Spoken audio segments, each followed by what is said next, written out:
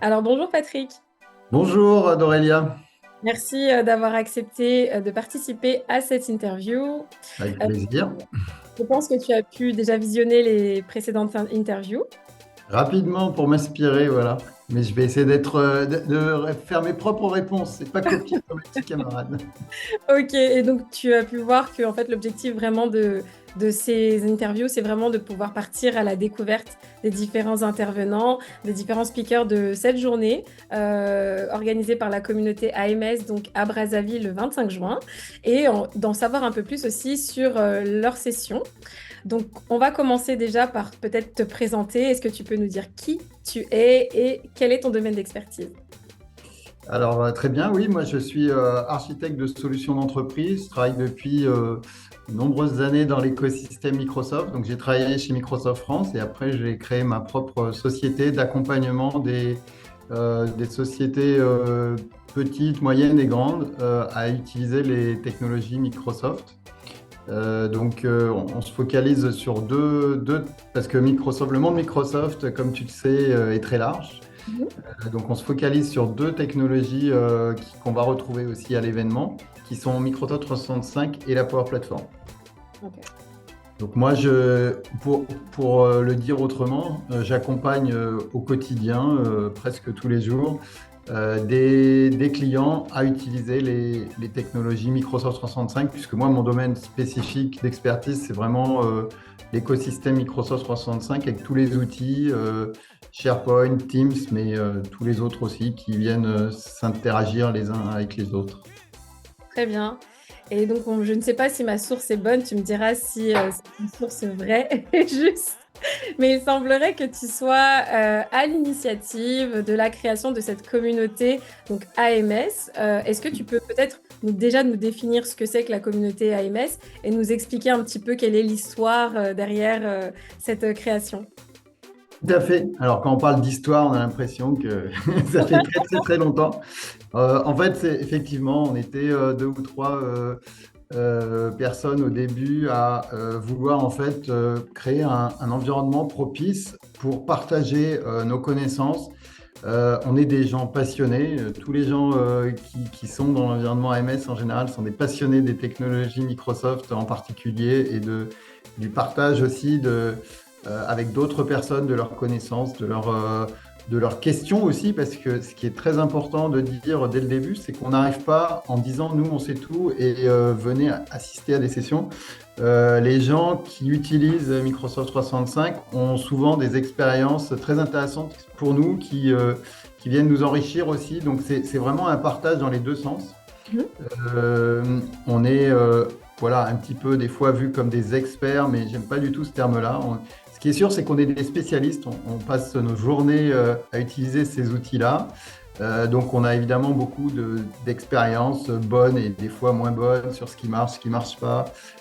Surtout J'aime bien dire que ce que les clients ou les utilisateurs aiment bien, c'est évidemment savoir comment on veut utiliser ou comment on peut utiliser ces outils-là dans les meilleures conditions, mais surtout éviter les cas où ça marche pas bien ou les cas qui posent problème. On gagne beaucoup de temps, évidemment, si quelqu'un nous permet d'éviter un certain nombre de problèmes. Donc, si on revient sur la communauté AMS, c'est un groupe de passionnés au départ, francophones. Donc, on est très attaché à la francophonie, parce que dès le départ, il y avait des Français, des Suisses et des Canadiens. Et on a développé aussi beaucoup de sessions dans les pays francophones d'Afrique. Notre idée, c'était de regrouper des francophones passionnés de ces technologies-là et qui se retrouvent à l'occasion d'événements. Alors, avant le Covid, on faisait uniquement des événements en physique parce qu'on pense que le contact direct est important et que voilà, on arrive à faire beaucoup de choses dans des réunions Teams ou Zoom, mais le contact physique, surtout sur des événements, reste irremplaçable pour se découvrir, se connaître, passer des messages et puis poser des questions, échanger. Donc on est très attaché à cette notion d'échange. Évidemment, avec le Covid, les choses ont un peu changé. On a dû s'adapter. Alors, ça ne nous a pas posé beaucoup de problèmes puisque avec Teams notamment, je dirais nativement dans les réunions et le distanciel. Donc pendant quelques années, comme tout le monde, on a fait que du distanciel. Et depuis la sortie du Covid, on fait systématiquement nos événements en hybride. Donc, ce Ok. qui sera le cas pour l'événement de Brazzaville. On aura évidemment des gens dans la salle, on aura évidemment des speakers dans la salle, mais aussi les sessions sont systématiquement diffusées sur YouTube et pourront être suivies à distance parce qu'il y a des gens qui ne pourront pas être à Brazzaville, certains parce que la distance est trop loin et sera trop loin, ou parce qu'ils ont une réunion avec un client ce jour-là, il y a de très bonnes raisons pour lesquelles les gens ne peuvent pas se déplacer. Donc on admet ce fait-là et on systématiquement on fait des événements en mode hybride, présentiel et distanciel en même temps. Donc notre proposition, c'est vraiment d'aller vers les gens sur des événements. En général, c'est une journée où on va effectivement aborder des éléments de la problématique qu'ont tous les utilisateurs autour des outils Microsoft 365 et Power Platform. Microsoft 365, c'est une suite d'outils collaboratifs pour travailler en entreprise, pour s'organiser et pour échanger avec ses collègues au quotidien. Et la Power Platform, ça va être des outils pour vraiment créer des outils adaptés dans cet environnement-là à la digitalisation des entreprises. Donc le mot-clé ici, c'est vraiment digitaliser les entreprises. Alors les besoins sont exprimés par les utilisateurs, donc il y a des multitudes d'utilisations, de façons de faire. Il y a un aspect évidemment très technique, il faut maîtriser des outils qui sont proches d'outils de développement.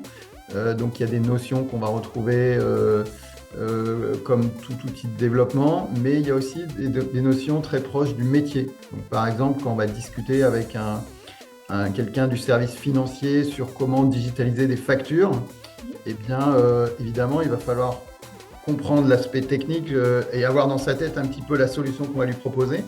Mais il faut aussi comprendre son métier, savoir la facture, quels sont par exemple les états que va devoir suivre la facture et comment de manière digitale, numérique, on va pouvoir retranscrire ses besoins. Donc, sur un événement de type celui qui aura lieu donc, à Brazzaville le 25 juin, donc il sera ouvert à toute personne, aux utilisateurs Voilà. de Microsoft, mais aussi à toute entreprise, tout salarié ou entreprise ou entrepreneur qui souhaiterait aussi utiliser, digitaliser et donc certaines fonctions au niveau de leur entreprise et donc utiliser les produits Microsoft. Exactement, on a toujours cette double, et c'est ce qui fait l'intérêt des événements en général, c'est qu'il y a une double population, des gens très techniques qui vont être intéressés par les nouveautés autour des outils, et des gens beaucoup plus fonctionnels, on va dire, ou métiers, qui eux sont intéressés par, voilà, moi je suis au service marketing, au service communication, au service financier d'une entreprise, et je sais bien, ou j'entends parler, ou mon beau-frère m'a dit qu'on pouvait faire plein de belles choses avec les outils, mais je ne sais pas forcément comment y aller, ou faire la différence entre ce qu'on peut faire et ce qui est facile à faire, parce que souvent, en informatique, j'ai l'habitude de dire qu'on peut tout faire, mais il y a certaines choses qui sont faciles et qu'on va faire en quelques jours, et d'autres qui peut-être nécessiteront beaucoup plus de développement. Donc c'est important de bien maîtriser ce qui est facile, de ce qui est un peu plus difficile, de ce qui est très compliqué, pour ne pas s'engager forcément dans des projets des fois trop compliqués. Donc on a vraiment ce mix de population à la fois technico-fonctionnelle et purement fonctionnelle qui retrouveront des sessions qui les intéressent et qui leur permettront de réfléchir et de poser des questions et de se documenter, de s'informer sur les immenses possibilités de tous ces outils-là. Ce qui est vraiment important de dire, c'est qu'on n'est pas du tout affilié à Microsoft, donc on est indépendant de Microsoft, parce qu'on parle, on va dire notre sujet, c'est de parler des outils Microsoft, mais on n'est pas là pour vendre les outils Microsoft, on n'est pas là pour, en quelque façon que ce soit, faire le travail de Microsoft, je dirais. Nous, on part sur l'idée que beaucoup de gens ont déjà acheté des outils Microsoft ou se posent la question de savoir s'ils doivent les acheter ou pas. Nous, on va expliquer comment les utiliser, comment de différentes façons on va pouvoir en tirer bénéfice dans les entreprises. Alors, c'est des outils d'entreprise, donc ça cible quand même beaucoup la vie d'entreprise, hein. Mais il y a des usages aussi, des fois, un petit peu détournés qui peuvent être pour le quotidien. Quand on parle de Excel, par exemple, tout le monde peut avoir des utilisations d'Excel dans sa vie privée, je dirais, au-delà de l'entreprise. Très bien. Et donc oui, justement, je voulais revenir sur ce volet-là. C'est que vous êtes vraiment une organisation qui est indépendante. Et au Oui. niveau de votre structure, donc c'est un rassemblement de spécialistes, de passionnés. Mais est-ce que vous êtes structuré tel, je ne sais pas, une association ou comment est-ce que Alors, cette communauté, elle est créée en fait? c'est une bonne question. En fait, on a une structure effectivement d'une association, mais je dirais à l'échelle internationale, on s'est regroupé vraiment comme une équipe de passionnés, de volontaires qui se font un plaisir d'organiser des événements dans beaucoup de pays dans le monde. Peut-être pour faire un focus sur l'Afrique, on a fait plusieurs événements déjà, enfin de nombreux événements en Afrique. On a fait des événements à Dakar, à Kinshasa. J'essaye de ne pas les oublier, de pas en oublier. On en a fait à Abidjan. On en a fait aussi au Cameroun. Donc, on en a fait quand même dans un certain nombre de pays d'Afrique déjà. Et on est ouvert, je dirais, à en faire d'autres. Probablement, il y en aura un autre au Cameroun en fin d'année, etc. Donc, on est basé vraiment sur le volontariat et sur, encore une fois, la passion des gens qui ont envie d'organiser ce type d'événement dans leur pays, dans leur ville, dans leur région. On a fait, pour donner une idée, donc l'association a été créée en 2016. Donc on a maintenant 8 ans d'expérience, enfin de vie, d'histoire, voilà, pour reprendre ton mot initial.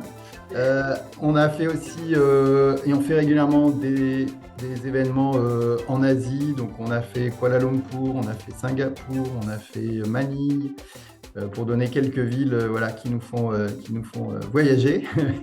On en a fait pas mal en Europe, évidemment, donc en France, en Allemagne, en Irlande, au Luxembourg, etc. Et on en a fait aussi au Canada, évidemment, puisque une partie de l'origine d'AMS, il y avait des Canadiens. Il y a toujours des Canadiens.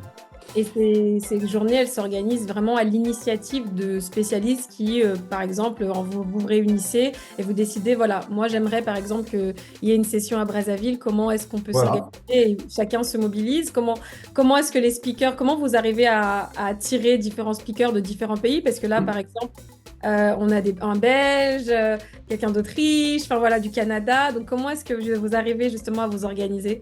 En fait, les gens aiment bien que les conférenciers viennent dans leur ville. Donc, par exemple, si moi j'organise à Paris, je suis content de recevoir des gens du monde entier. Et réciproquement, les gens aiment bien aussi aller présenter dans des pays divers et variés. Donc nous, c'est une occasion, par exemple, de venir à Brazzaville. Et voilà, on est ravis de faire ça. Donc je tiens à remercier ici Rodrigue Yengo qui a eu l'initiative de faire un événement à Brazzaville et qu'on avait rencontré pour dire que tout ça est international et qu'il y a toujours un petit côté francophone qu'on n'oublie pas à Lausanne. On l'avait rencontré sur l'événement qu'on avait organisé à Lausanne et puis en discutant un petit peu avec lui, voilà, on a eu envie de monter cet événement à Brazzaville. Très bien. Et donc, alors, on va parler peut-être de ta session, Oui, donc, qui porte sur l'outil Copilot, si je ne me trompe pas. exactement, C'est de l'intelligence artificielle. tout à fait. Ok, donc est-ce que tu peux justement nous expliquer de façon très simple justement, Alors, sur quoi va porter ta session? exactement. Donc, en fait, l'intelligence artificielle générative, c'est un peu ce dont tout le monde parle dans le monde informatique, on va dire, depuis un an et demi. Donc, tout le monde a entendu parler de ChatGPT, évidemment. Copilot, c'est un peu la version Microsoft ou la déclinaison Microsoft de ChatGPT. Et ce qu'on verra dans ma session, c'est comment, soit à partir de licences, et j'expliquerai un peu quel type de licences peuvent être nécessaires, soit même sans rien, juste en allant sur les bons sites internet de Microsoft, donc à partir de Bing par exemple, on peut accéder à cette intelligence artificielle générative et comment elle va s'intégrer par exemple dans les outils que tout le monde connaît beaucoup aussi, comme Word, Excel, PowerPoint. Donc, je décrirai tout ça et puis surtout, je ferai des démonstrations. Donc, il y aura pas mal de démonstrations en direct pour que ça rentre vraiment de manière très visuelle dans l'esprit des gens. D'accord. Et justement, quand on parle d'intelligence artificielle, c'est une toute petite question en sous-question. On, Vas-y. on pose vraiment toujours cette question d'éthique. Est-ce que tu vas envisager cet aspect-là au sein de ta session? Alors, malheureusement, je n'ai que 45 minutes, donc je l'aborderai très rapidement parce que, en fait, ça me fait penser à un collègue suisse qui fait une très belle session qui travaille chez Microsoft, mais la session est en français. Enfin, il peut la faire en français ou en anglais. Souvent, il la fait en français. Et ça mériterait un développement d'une session entière là-dessus. Donc, malheureusement, j'aurai que quelques minutes sur le sujet de mon côté, mais je pourrais pointer les gens sur une session complète. Ce qui est important de dire, c'est qu'effectivement, Microsoft est très attaché dans ses développements et dans ce qu'il propose à ses utilisateurs à respecter un certain nombre de principes éthiques. Et je montrerai notamment comment protéger l'accès à ces données dans ma session en faisant les bonnes configurations. C'est très simple, hein, mais en se mettant dans la bonne configuration pour que, par exemple, mes données ne soient pas réutilisées pour des besoins commerciaux ou marketing en dehors de ce que moi, je donne l'autorisation de faire. D'accord, très bien. Bah, écoute, Patrick, je te remercie. On arrive à la fin de l'interview. Merci beaucoup. Et je t'en prie, pour clôturer, j'aimerais que tu puisses inviter donc, un professionnel congolais, une professionnelle de Brazzaville ou de l'intérieur du pays à venir participer à cette journée, à ta session aussi, donc, en leur disant un petit peu les avantages qu'ils en tireront. Alors, venez découvrir en fait la nouvelle intelligence générative de Microsoft, donc Copilot pour Microsoft 35, et comment il s'intègre dans les outils que, encore une fois, tout le monde a pratiqué, Word, Excel, PowerPoint, Outlook. Vous verrez comment ça peut transformer les usages, créer de nouvelles possibilités qu'on avait jusqu'ici du mal à imaginer. Par exemple, ne serait-ce que par exemple résumer un document de 10 pages que je reçois par mail en quelques secondes. Ça va m'aider évidemment dans mon travail au quotidien sur tout un tas de petites ou de tâches plus importantes. Donc venez découvrir ça et on aura plein d'exemples concrets de démonstrations pour visualiser ça très concrètement.